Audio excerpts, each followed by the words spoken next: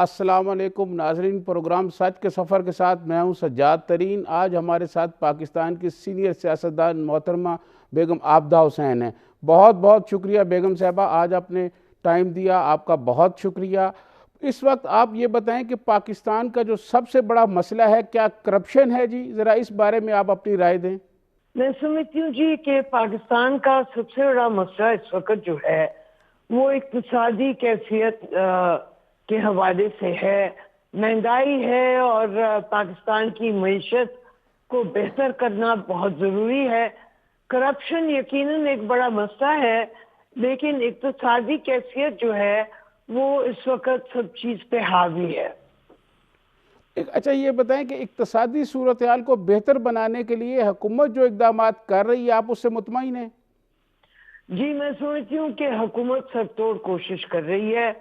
انہوں نے مختلف ماہرین اکٹھے کیے ہیں، رزاق داؤد ہیں، اسد عمر ہیں، اور حفیظ شیخ ہیں۔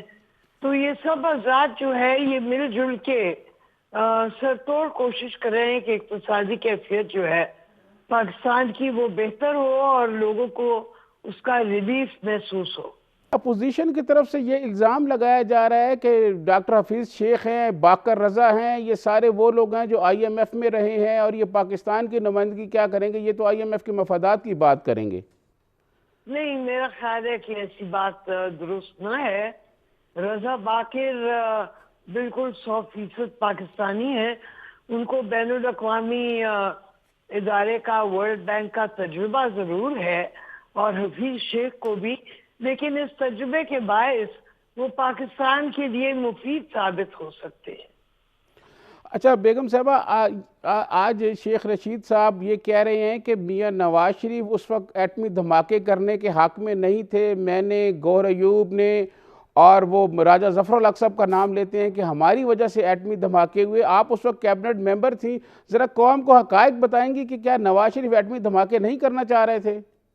نہیں، یہ بات درست نہیں ہے۔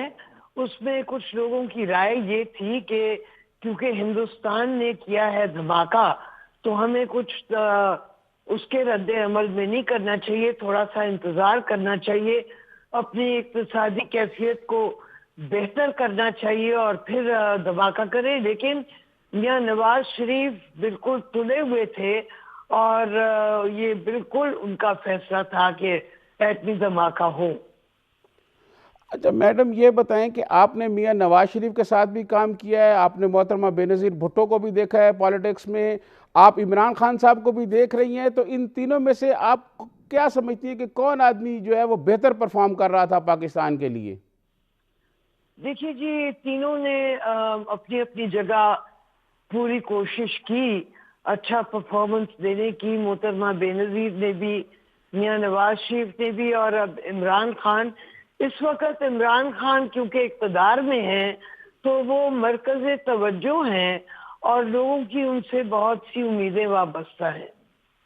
میڈم انہوں نے جو کنٹینر پہ کھڑے ہو کے لوگوں کو کہا کہ کروڑوں نوکریاں دیں گے، لاکھوں گھر بنائیں گے، 2 سال کا عرصہ ہو گیا، اس میں ابھی تک کوئی ایسے لگ نہیں رہا کہ انہوں نے جو وعدے کیے تھے اس کی طرف کوئی اقدامات شروع ہوئے ہوں۔ اس کو آپ کیسے دیکھ رہی ہیں؟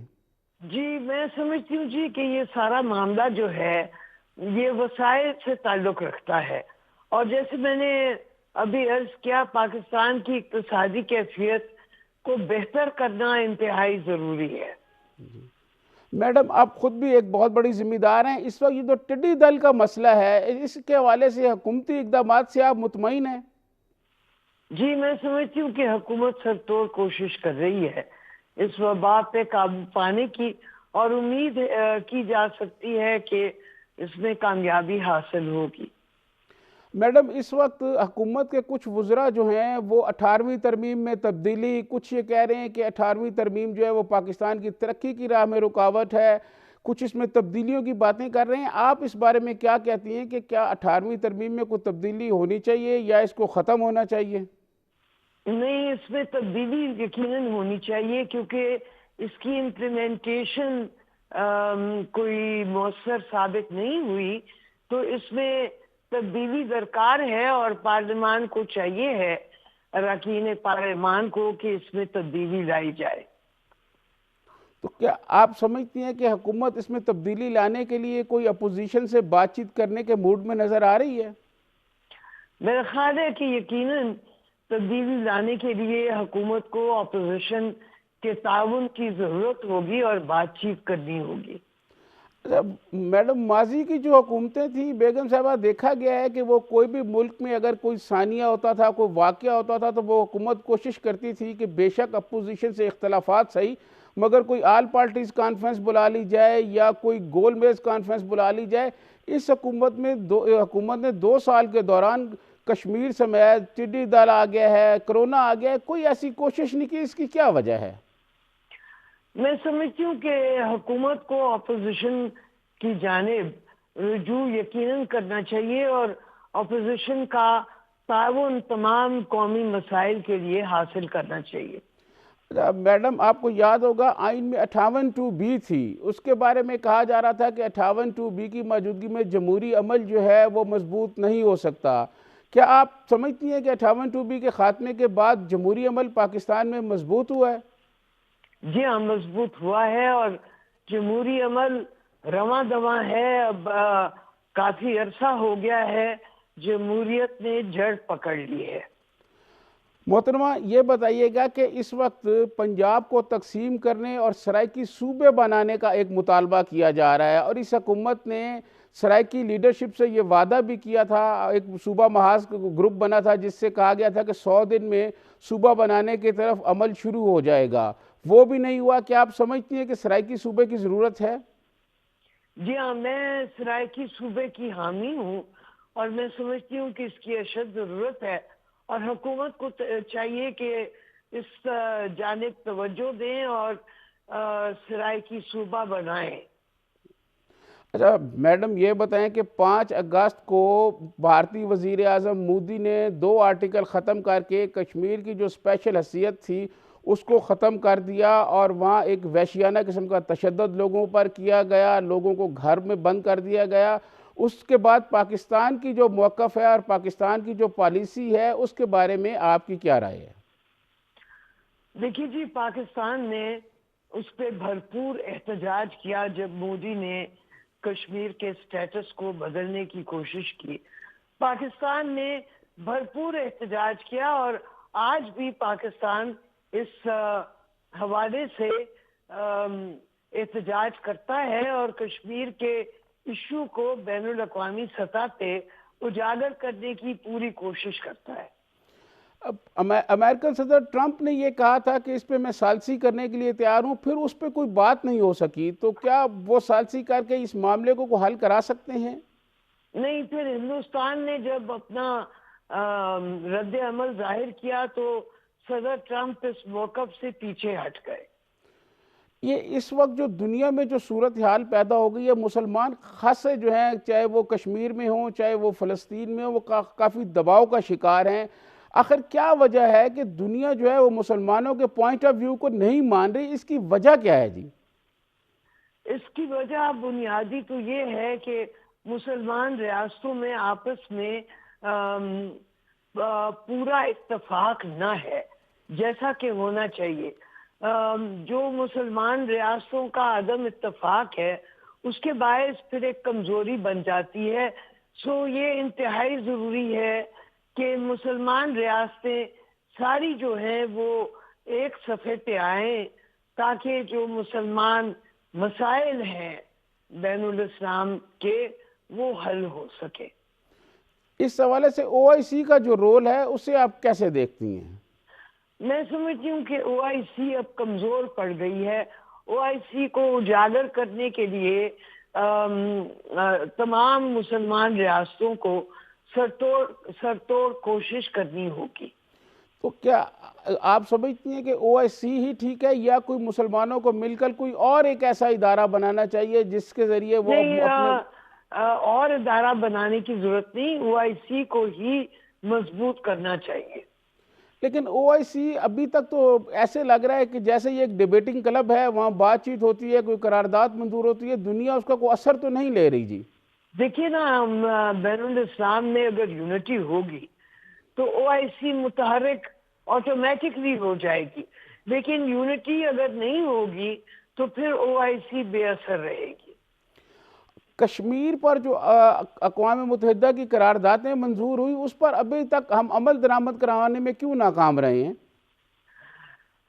اس میں ہم نے کوشش تو پوری کی ہے، لیکن اصل میں اقوام متحدہ نے جو پرانے کشمیر کے حوالے جیسے مسائل ہیں ان پہ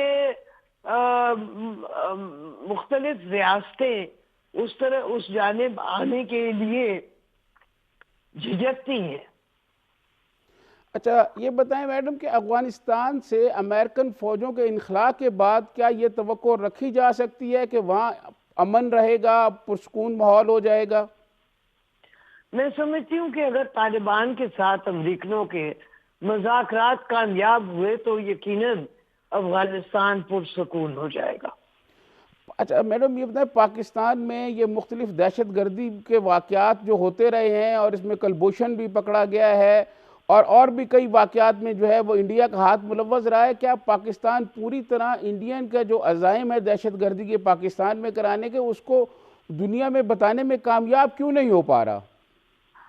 اب یہ ہماری واقعی کمزوری ہے کیونکہ ہمارا کیس بڑا مضبوط ہے اور اس کو بین الاقوامی سطح پہ ہم پوری طرح اجاگر کرنے میں ناکام ثابت ہوئے۔ اس کو کامیاب بنانے کے لیے آپ حکومت کو کیا مشورہ دیں گی؟ میں یہ مشورہ دوں گی کہ تمام جو ہمارے سفیر ہیں ان سب کو اس بات پہ متوجہ کیا جائے کہ جہاں جہاں وہ تعین ہیں ان ریاستوں کی حکومتوں کے ساتھ وہ بھرپور احتجاج کا مظاہرہ کریں جو ہندوستان ہمارے ہاں دہشت گردی کرتا رہا ہے اس کے حوالے سے۔ میڈم آپ امریکہ میں سفارتکار بھی رہی ہیں پاکستان کی، اس وقت امریکہ میں جو آگ لگی ہوئی ہے، جو مظاہرے ہو رہے ہیں، اس کو سامنے رکھتے ہوئے آپ امریکہ کا مستقبل اور صدر ٹرمپ کا مستقبل کیا دیکھ رہی ہیں؟ دیکھیے امریکہ کو جو نسلی امتیاز ہے اس کو ختم کرنا ہوگا کیونکہ اس نسلی امتیاز کے باعث اس وقت اس پورے ملک میں عدم اطمینان ہے۔ جہاں تک صدر ٹرمپ کا تعلق ہے میں سمجھتی ہوں کہ ان کا آنے والا الیکشن جو ہے وہ خطرے میں ڈل گیا ہے اور کبھی امکان ہے کہ وہ دوسری مرتبہ منتخب نہ ہو سکے۔ اچھا میڈم اب پاکستان کے بارے میں کچھ سوال کرتا ہوں، آپ ساری پولیٹیکل ہسٹری آپ کے سامنے ہے، آپ نے بڑا رول بھی کیا ہے پاکستان کی سیاست میں۔ کہا جاتا ہے کہ سردار فاروق خان لغاری اور نواز شریف کے درمیان دوستی آپ نے کرائی اور ان کی ملاقات کے بعد صدر فاروق لغاری نے پیپلز پارٹی کی حکومت کو برطرف کر دیا تھا، کیا یہ درست ہے؟ اس بارے میں کوئی بتائیں گی قوم کو آج؟ جی ہاں یہ بات درست ہے، میں نے صدر فاروق لغاری اور میاں نواز شریف کی ملاقات کروائی تھی، میں اس ملاقات میں موجود بھی تھی اور اس کے بعد پھر صدر لغاری نے محترمہ بے نظیر کی حکومت کو برطرف کر دیا تھا۔ اس ملاقات میں میاں نواز شریف سے کیا معاملات طے کیے تھے سردار فاروق خان لغاری نے؟ انہوں نے بنیادی طور پہ یہ طے کیا تھا کہ اسمبلی اگر طلب کی گئی تو اثر نو الیکشن ہوگا، فری اینڈ فیئر الیکشن ہوگا اور اس میں جس کی بھی اکثریت منتخب ہوئی ان کی حکومت بن جائے گی۔ تو بیگم صاحبہ کیا ایک جمہوری حکومت کو اس طرح ختم کرانے کی، اس طرح سازش کرنے کی، کیا آپ سمجھتی ہیں کہ وہ پاکستان کے لیے ایک اچھا اقدام تھا؟ دیکھیے یہ سازش کوئی نہیں تھی، محترمہ بے نظیر نے پاکستان کی اقتصادی کیفیت پہ وہ قابو نہیں تھی پا سکتی اور میاں نواز شریف بطور لیڈر آف دی اپوزیشن ان کو حق پہنچتا تھا کہ وہ صدر مملکت سے ملاقات کرے، تو اس میں کوئی سازش کا معاملہ تو نہیں تھا۔ تو کیا آپ سمجھتی ہیں کہ ان کا صدر فاروق لغاری کا پیپلز پارٹی کی حکومت کو برطرف کرنا پاکستان کے مفاد میں تھا؟ جی ہاں میں سمجھتی ہوں کہ اس وقت مفاد میں تھا۔ اچھا بیگم صاحبہ یہ پاکستان میں ایک احتساب کا نظام جو ہے یہ بہت طویل عرصے سے ایوب خان سے چل رہا ہے، کسی نہ کسی مختلف شکل میں یہ چلتا رہا، پھر میاں نواز شریف نے ایک احتساب بیورو بنایا ہوا تھا، پھر جنرل مشرف نے بنایا ہوا تھا، ایک آج کل احتساب ہو رہا ہے۔ آصف علی زرداری صاحب کے خلاف بہت بڑے مقدمات تھے، 11 سال وہ جیل میں رہے اور اس کے بعد وہ جیل سے باہر نکلے تو ملک کے صدر بن گئے، ایک مقدمہ ان پہ ثابت نہیں ہو سکا۔ یہ پاکستان میں جو احتساب کا نظام ہے اس کو بہتر کیسے بنایا جا سکتا ہے؟ دیکھیے، اسے اگر تمام قائدین تعاون کریں تو یہ یقیناً بہتر ہو سکتا ہے۔ ویسے میں سمجھتی ہوں کہ اب حکمرانوں کو مزید کرپشن کرنے کی گنجائش جو ہے وہ کم رہ گئی ہے، اس کے لیے زمین جو ہے وہ سکڑ گئی ہے۔ لیکن ابھی تک کرپشن کے الزام میں جو بھی آدمی پکڑا گیا ہے اس کو کوئی سزا نہیں ملی، کوئی نشانہ عبرت تو نہیں بنا، بلکہ وہ احتساب۔ جی، یہ بات درست ہے کہ احتساب کے عمل کے باعث سزائیں نہیں ہوئی اور ہونی چاہیے ہیں۔ یہ کب تک، یہ جو آپ کیا تجویز کریں گی کہ احتساب کے عمل کو کیسے بہتر کیا جائے تاکہ ملک کی قومی جو دولت لوٹنے والے لوگ ہیں وہ بچ نہ سکیں؟ دیکھیے، میں نے عرض کیا ہے کہ اب احتساب کے عمل کی وجہ سے مزید کرپشن کرنا کوئی حکمرانوں کے لیے آسان نہیں رہا، تو یہ تو اس کا فائدہ ضرور ہوا ہے، البتہ کچھ سزائیں درکار ہیں اور یہ سزائیں ہونی چاہیے۔ بیگم صاحبہ، اپوزیشن کی طرف سے مسلسل احتساب پر تنقید کی جا رہی ہے، احتساب کے عمل کو بھی تنقید کا نشانہ بنایا جا رہا ہے۔ اپوزیشن کا یہ خیال ہے کہ یہ جو احتساب ہے یہ صرف اور صرف اپوزیشن کو دبانے کے لیے اور اپوزیشن کے خلاف انتقامی کارروائی ہو رہی ہے، جبکہ حکومت کے لوگوں پر کوئی ایکشن نہیں کر رہا نیب۔ اس پہ آپ کیا کہیں گی؟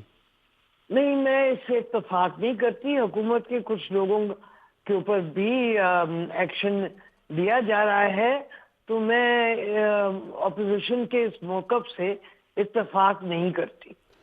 ابھی حالیہ دنوں میں ایک چینی اور آٹا سکینڈل کمیشن کی رپورٹ سامنے آئی ہے، اس پہ اپوزیشن یہ کہہ رہی ہے کہ کوئی نیب کارروائی نہیں کر رہا، بلکہ کہا جا رہا ہے کہ فورینزک آڈٹ ہوگا، اس کی رپورٹ آئے گی، پھر کوئی کارروائی ہوگی، جبکہ شرجیل میمن اور شاہد خاقان عباسی، احسن اقبال سمیت بہت سارے لوگ پکڑے گئے، اس وقت تو کسی نے فورینزک آڈٹ کی کوئی بات نہیں کی۔ وہ کہہ رہے ہیں کہ احتساب کا عمل جو ہے یہ یک طرفہ ہے۔ جی، لیکن میں اس سے اتفاق نہیں کرتی ہوں۔ آپ کے خیال میں کیا ایسا اقدام کیا جائے جس سے اپوزیشن مطمئن ہو جائے کہ یہ احتساب کا عمل جو ہے یہ یک طرفہ نہیں ہے؟ دیکھیے، اگر کچھ سزائیں ہوں گی نا تو اس سے پھر سب مطمئن ہو جائیں گے۔ شیخ رشید صاحب تو یہ کہتے ہیں کہ عید کے بعد اب جھاڑو پھرنے والا ہے اور دونوں طرف کارروائی ہوگی، لیکن ایک طرف کارروائی نظر آ رہی ہے، دوسری طرف نہیں ہو رہی۔ نہیں، میں سمجھتی ہوں جی کہ دونوں طرف کارروائی تو ہو رہی ہے۔ جیسے میں نے عرض کیا، سزائیں ہوں گی تو بات جو ہے وہ صحیح معنوں میں سامنے آئے گی۔ پاکستان کا جو عدالتی نظام ہے اس کے حوالے سے آپ کیا کہیں گی؟ میں سمجھتی ہوں کہ پاکستان کا عدالتی نظام بڑا صحت مند ہے، ہماری عدالتیں مؤثر ہیں اور قانون کا بول بالا ہے۔ بیگم صاحبہ، آپ نے کہا قانون کا بول بالا ہے۔ پاکستان کی تاریخ میں پہلی دفعہ ایسے ہوا ہے کہ ایک شخص جس کو سزا ہو گئی ہے وہ جیل سے اپنی صحت کی بنیادوں پر اس کی ضمانت ہوئی اور پھر وہ ملک سے باہر چلا گیا۔ غریب آدمی کے ساتھ تو یہ والا سلوک نہیں ہوتا، وہ اس کو تو بیچارے کو جیل کے اندر کوئی دوائی نہیں ملتی اور وہ مر جاتا ہے۔ ہاں، یہ بات درست ہے۔ تو اس کے خاتمے کے لیے کیا اقدامات کیے جانے چاہیے؟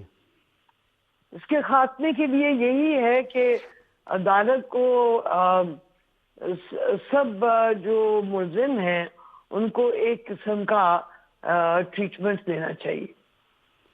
لیکن پاکستان میں تو پچھلے 70 سال سے ایسا نہیں ہو سکا۔ آپ حکومت کو اس حوالے سے نظام انصاف جو ہے اس کو بہتر بنانے کے حوالے سے کیا ایڈوائز کریں گی؟ میں یہی ایڈوائز کروں گی کہ قانون جو ہے وہ سب کے لیے برابر کا ہونا چاہیے۔ میڈم، بہت طویل عرصہ آپ سیاست میں بہت متحرک حصہ رہی ہیں، آپ اپوزیشن میں بھی رہی ہیں، آپ حکومت بھی رہی ہیں، لیکن میں نے دیکھا ہے کہ میں بھی پاکستان کی پولیٹیکل ہسٹری کا طالب علم ہوں، میں نے یہ دیکھا ہے کہ ایک رواداری موجود تھی سیاسی لوگوں کے درمیان۔ اب وہ دیکھنے میں نہیں آ رہی، اب ایک دوسرے کا احترام نہیں کیا جا رہا، اب تو صورتحال بہت خراب ہو گئی ہے۔ اس کو آپ کس طرح دیکھتی ہیں اور اس بارے میں آپ کی کیا رائے ہے؟ نہیں، میں نہیں سمجھتی ہوں کہ صورتحال کو اتنی خراب ہوئی ہے۔ بنیادی طور پہ تمام سیاستدان ایک دوسرے سے گفتگو کرتے ہیں جب ضرورت ان کو محسوس ہوتی ہے، تو میں نہیں سمجھتی کہ یہ کوئی صورتحال اتنی خراب ہے۔ اچھا بیگم صاحبہ، یہ بتائیے گا کہ آرمی چیف کی مدت ملازمت میں توسیع کے لیے جب قانون سازی کرنی تھی تو ساری اپوزیشن اور ساری حکومت جو ہے وہ جمع ہو گئی، ایک پلیٹ فارم پر آ گئی اور اتفاق رائے سے آئین میں ترمیم کر دی گئی، لیکن اس کے بعد غریبوں کے معاملے پر کسی اور ایشو پر جو ہے وہ کوئی حکومت حکومت اور اپوزیشن جمع ہوتی نظر نہیں آ رہی۔ دیکھیے، پاکستان میں کیونکہ فوج بہت طاقتور ہے تو اس لیے آرمی چیف کی توسیع کے معاملے پہ سب اکٹھے ہو گئے۔ جہاں تک ملکی مسائل کا تعلق ہے اس کے حوالے سے بھی ہر ایک کی اپنی رائے ضرور ہے، لیکن بنیادی طور پہ سبھی کا موقف جو ہے وہ یہ ہے کہ ان مسائل کو حل ہونا چاہیے۔ میڈم مجھے یہاں ایک بریک کا کہا جا رہا ہے، بریک کے بعد یہاں سے لیتے ہیں بریک کے بعد آئیں گے تو پھر بیگم آبدہ حسین سے مزید بات چیت کریں گے جی۔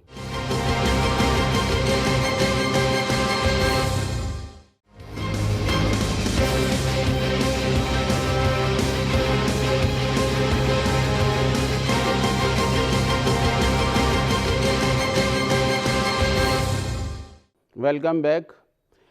اچھا بیگم صاحبہ، کیا حکمت عملی اختیار کی جائے کہ پاکستان کے غریبوں کے جو مسائل ہیں، پاکستان میں تعلیم کے مسائل ہیں، صحت کے مسائل ہیں، دیگر مسائل ہیں، ان کے لیے سیاسی جماعتوں کو متحد کیسے کیا جائے ایک جگہ پر؟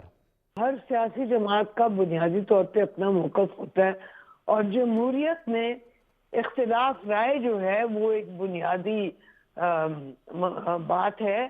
تو جہاں تک تمام سیاسی جماعتوں کا تعلق ہے، سبھی لوگ غربت کا خاتمہ چاہتے ہیں، لیکن ہر جماعت کا جو سلیوشن ہے یا جو طرز عمل ہے وہ اس کا اپنا ہے۔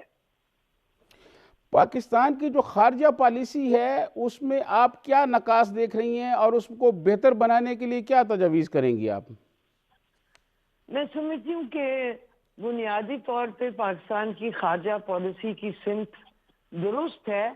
ہمیں امریکہ سے اپنی توجہ کم کر کے چین کی طرف اور روس کی طرف زیادہ بڑھانی ہے۔ چین کی طرف تو ہم نے بڑھائی ہوئی ہے، اب روس کے ساتھ ہمیں زیادہ کوشش کرنی چاہیے، اور میں سمجھتی ہوں کہ ترکی اور ایران کا قرب ہمیں حاصل کرنا چاہیے۔ بیگم صاحبہ، صدر آصف علی زرداری نے ایک دفعہ یہ کہا تھا کہ ہم جو ہیں دوست تو اپنی مرضی سے بنا سکتے ہیں، پڑوسی نہیں بدل سکتے، پڑوسی ہمارے جو ہیں وہ وہی رہیں گے۔ ایران ہمارا پڑوسی ملک ہے، آپ نے بھی بات کی، تو ہم ایران سے کس کس شعبے میں جو ہیں وہ فائدہ لے سکتے ہیں؟ دیکھیے جی، ہم ایران کے ساتھ اپنے تجارتی تعلقات بڑھا سکتے ہیں۔ بہت سی ایسی چیزیں ہیں جو کہ ہم ایران کو ایکسپورٹ کر سکتے ہیں اور کچھ ان چیزیں ان سے امپورٹ کر سکتے ہیں، تو ایران کے ساتھ ہمارے اقتصادی تعلقات بڑھنے چاہیے۔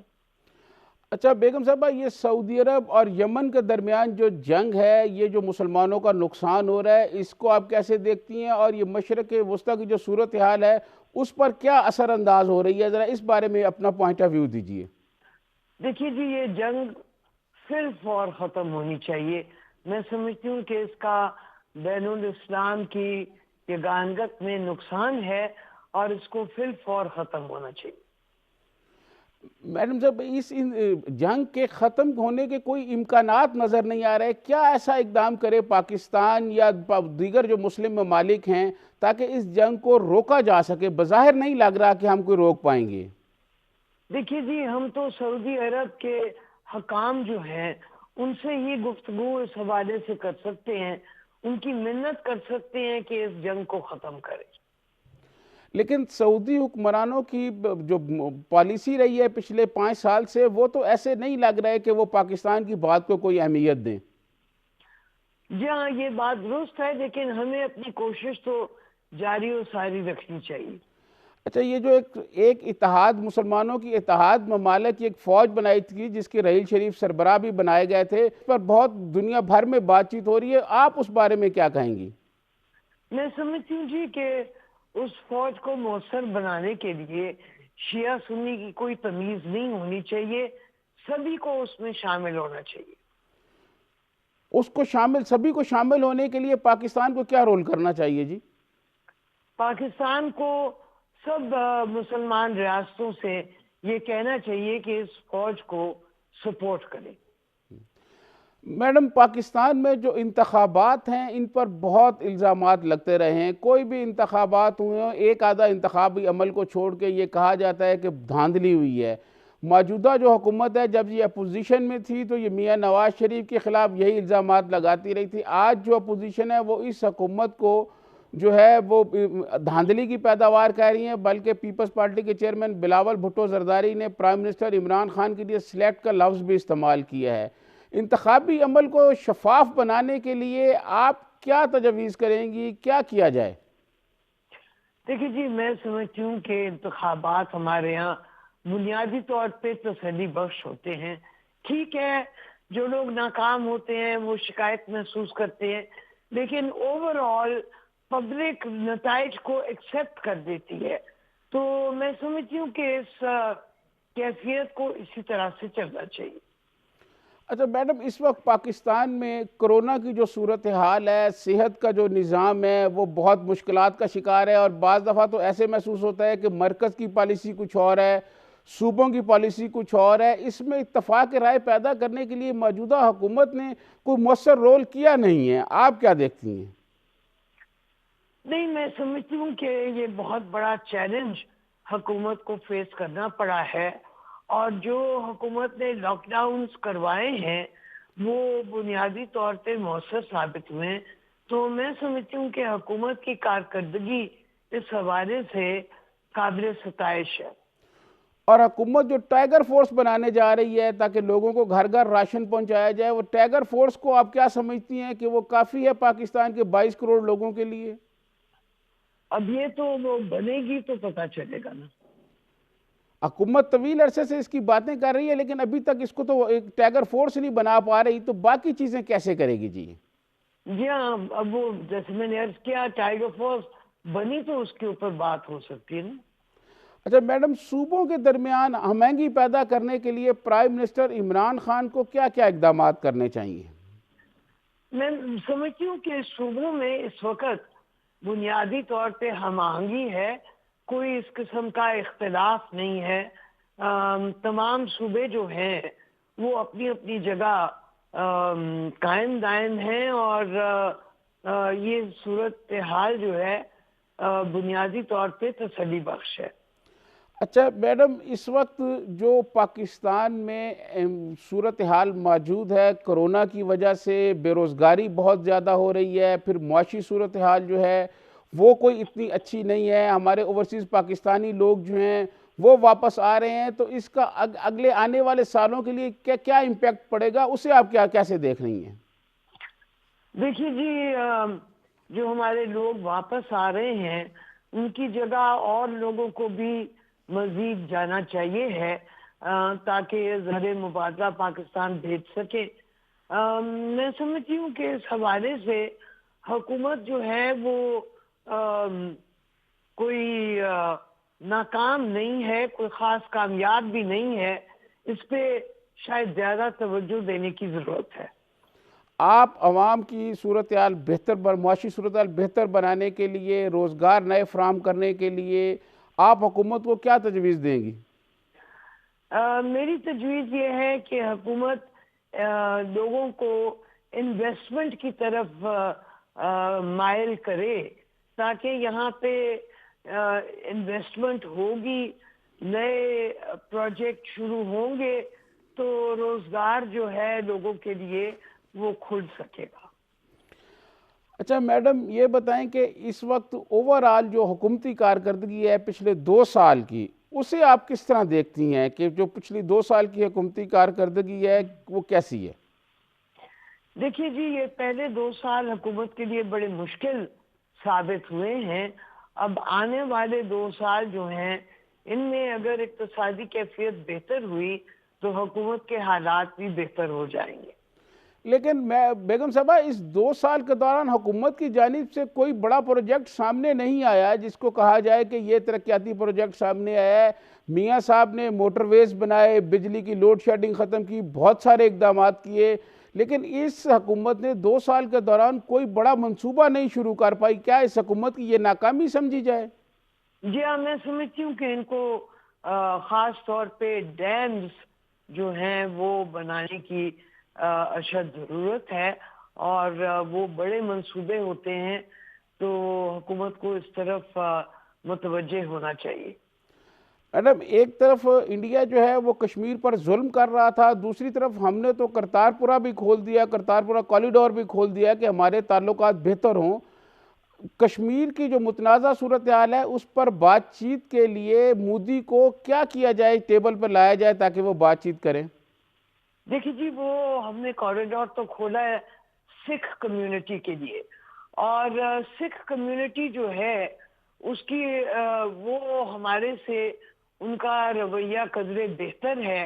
اب مودی سرکار جو ہے اس کو وہ مسلمانوں سے بھی ناروا سلوک رکھتی ہے، اور سکھوں کے ساتھ بھی اس کا کوئی اچھا سلوک نہیں ہے. تو ہمیں کوشش کرنی چاہیے کہ سکھ جو ہیں وہ کشمیر کے حوالے سے موقف پاکستان کا سہرائیں. آپ یہ بتائیں کہ کیا مودی کو مذاکرات کی ٹیبل پہ لانے کے لیے پاکستان کو کیا حکمت عملی اپنانی چاہیے؟ نہیں، پاکستان کچھ نہیں کر سکتا اس حوالے سے، اور مودی نے ٹیبل پہ نہیں آنا. تو کیا دونوں ممالک جو ہیں وہ دونوں کے پاس ایٹم بم موجود ہے، تو کیا پھر یہ سمجھا جائے کہ کوئی جنگ کا خطرہ ہو سکتا ہے خطے میں؟ نہیں، کوئی جنگ کا خطرہ نہیں ہے. جوں کا توں ان کا معاملہ چلتا رہے گا. انڈیا مذاکرات کے لیے بھی تیار نہیں ہے، جنگ کا بھی آپ کہہ رہی ہیں نہیں ہے، لیکن ایل او سی پر تو آئے روز جو انڈیا کی جانب سے فائرنگ کی جا رہی ہے، ہمارے جی ہاں، نوجوان جو ہیں وہ شہید ہو رہے ہیں. وہ ہوتا رہتا ہے اور وہ ہوتا رہے گا. دیکھیے، جب تک مودی اقتدار میں ہے نا، اس نے پاکستان کی جانب کسی قسم کی نرمی کا اظہار نہیں کرتا.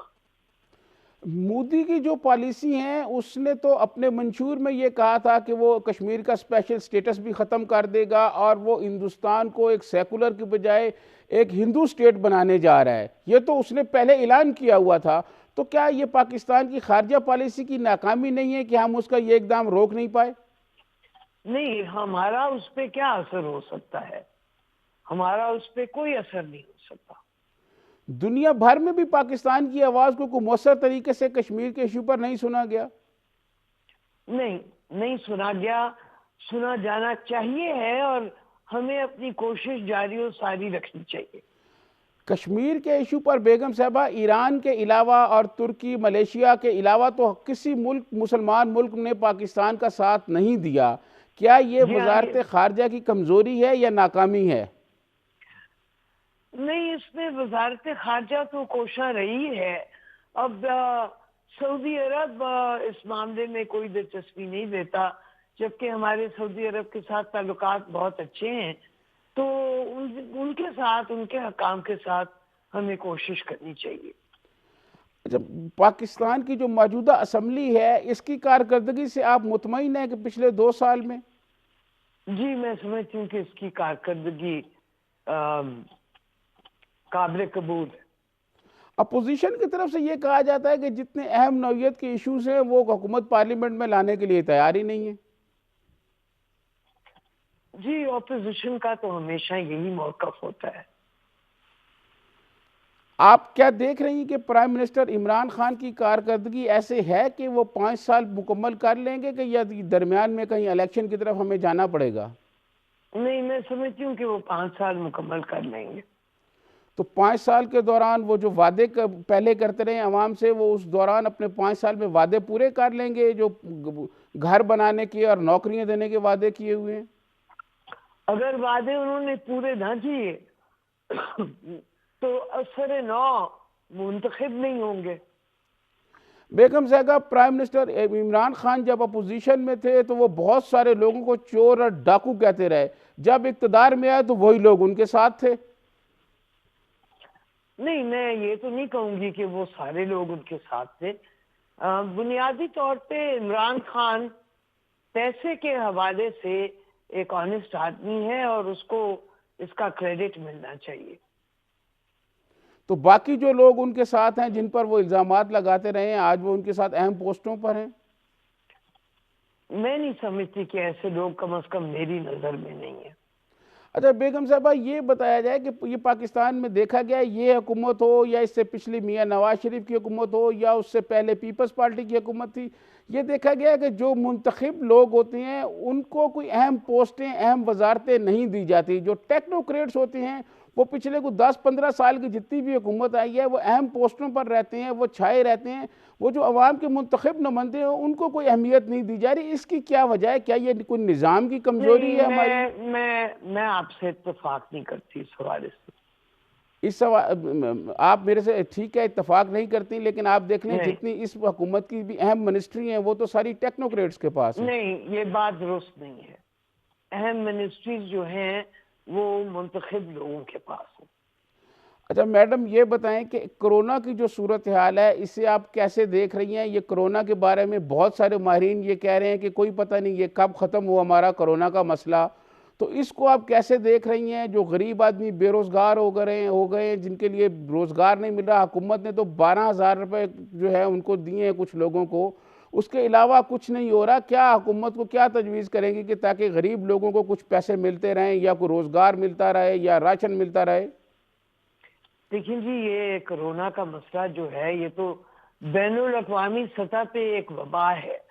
اب یہ کتنا عرصہ چلتی ہے یہ اللہ بہتر جانے، اور اس حوالے سے حکومت کیا کر سکتی ہے؟ میں نہیں سمجھتی کہ حکومت نے جو اقدامات کیے ہیں اس کے علاوہ کچھ کر سکتی ہے۔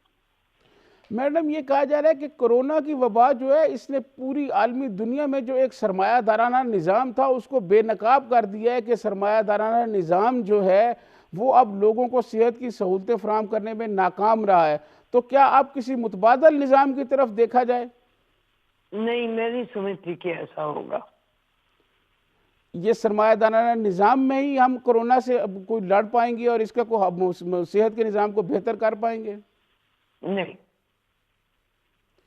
اچھا میڈم، یہ دیکھیں کہ پاکستان میں جو لوگ 40 سال اقتدار میں رہے ہیں وہ تو انہوں نے تو کوئی ہاسپٹل ایسا نہیں بنایا جہاں وہ اپنا علاج کرا سکیں۔ وہ اپنا علاج کرانے تو ملک سے باہر چلے جاتے ہیں، تو پاکستان کے صحت کا نظام کیسے بہتر ہوگا؟ نہیں، دیکھیے، لوگوں نے ہسپتال بنائے ہیں، عمران خان نے بنایا ہے، میاں نواز شریف نے بنایا ہے، تو سیاسی قائدین تو علاج معالجے کی سہولتیں قائم کرنے میں مؤثر ہوتے ہیں۔ اب میں سمجھتی ہوں کہ علاج معالجے کی سہولتیں پاکستان میں مقابلتاً بہتر بھی ہو رہی ہیں۔ اچھا میڈم، یہ بتائیں کہ کیا کبھی پیر سید فخر امام سے کوئی پولیٹیکل ایشو پر آپ کا اختلاف بھی ہوا ہے؟ نہیں جی، بنیادی طور پہ کیونکہ ہماری قدریں مشترک ہیں تو اس لیے اختلاف نہیں ہوتا۔